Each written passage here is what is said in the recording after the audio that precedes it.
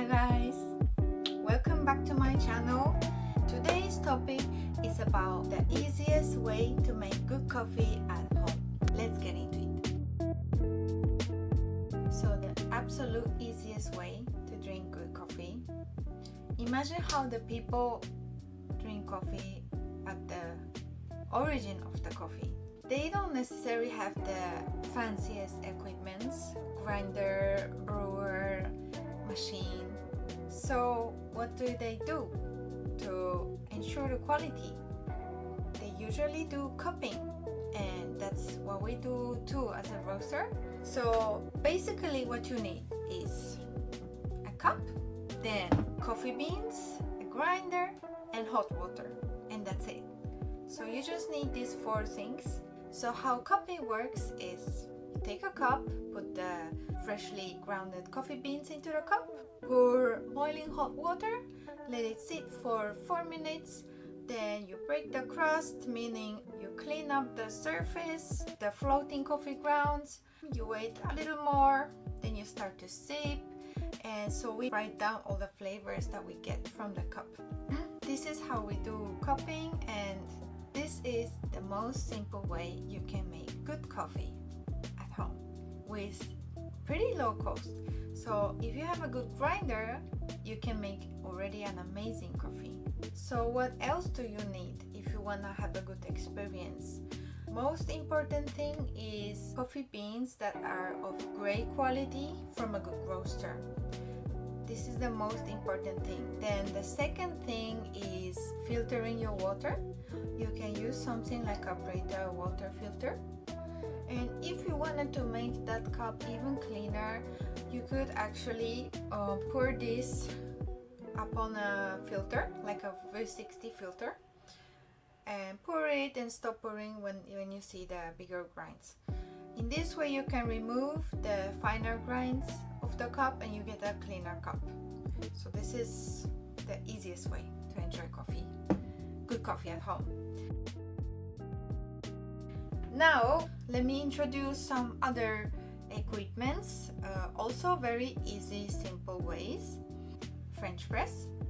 So with the French press, you basically grind the coffee grinds, put in there, pour hot water in. That's exactly same as the cupping process. Coarser, grind size, and then put the plunger onto the surface. Let it sit for 4 minutes.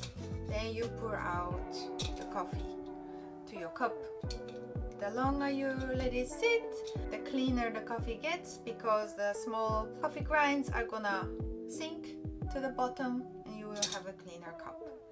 And yeah, this part acts like as a kind of a filter.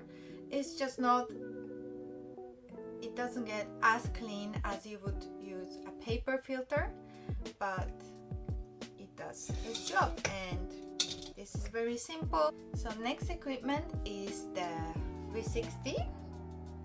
I just have a origami, but it doesn't matter as long as the angle is like 60 degrees. This is why it's called V60, because it's like a V that is like 60 degrees open. So with this one, this is my favorite method. You will need a paper filter for this, and also depending on what paper you use, the taste is gonna vary. So you will set the paper and then put the coffee in and then pour hot water. So this technique is pretty complex. It needs some pouring technique, so we will get back to it later. So next brew method equipment is the AeroPress. Now I don't have an AeroPress now here, but it's also pretty simple. Grind size is gonna be a little bit finer than for pour over or French press. So AeroPress has also a filter. You could either use a paper filter or a metal filter. You pre-wet the filter, you set the filter. So there are 2 tubes, you stack one on top of the other, then you put coffee grinds in, pour hot water in, stir, after a while press it out. slowly and gently so you reach the targeted total brew time. With AeroPress you can create also a very clean cup like the V60, but the texture is gonna be more silky, creamier. Next equipment is gonna be the Moka Pot. With the Moka Pot you grind the coffee beans even finer, so like closer to espresso but not as fine as espresso. So this mechanism is a little bit interesting. So down part on this chamber you put your hot water just below the valve. Then in this chamber you're gonna put coffee grinds. Put it like this. You don't tamp it, but you just feed it onto the top. Then you just screw this nice and tight. Put it on a stovetop or heat source, and while brewing coffee it's recommended to leave this part open so you can see the coffee flowing out. And if it starts making bubbly noises, it's time to remove from the stovetop. So with the Moka Pot you can create closer to espresso like texture. So it's gonna be more oils and the coffee is gonna be more dense. So Italians, they like to use this Moka Pot. You can make denser coffee closer to espresso.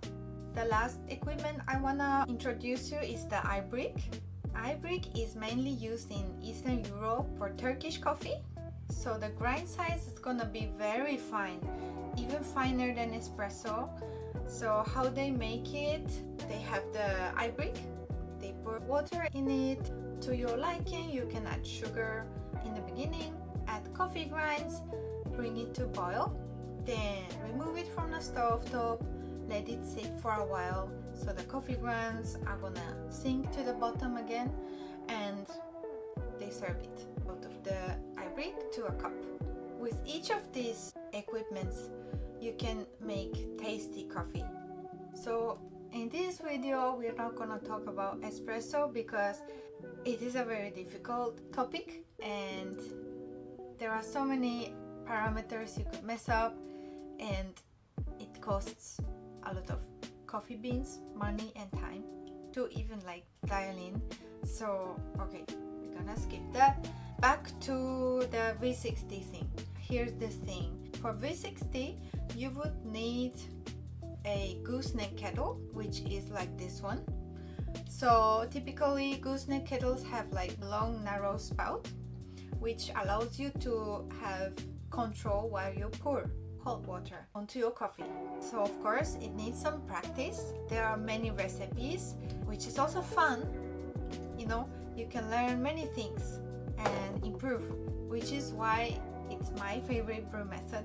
But you need a little bit of practice and you need a little bit of knowledge how to make, adjust according to coffee you have, according to aging, what you want to highlight. If you want to highlight the acidity or the sweetness, you can make different recipes. So this is for another video.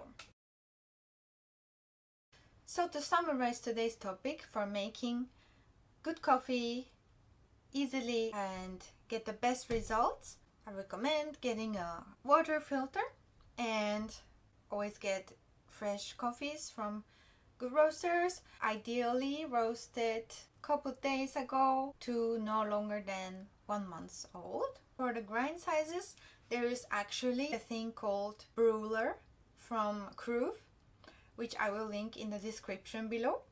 It's free to download. The grind sizes according to brew methods are listed, so you could print it out and use it as a reference of the grind size you're using.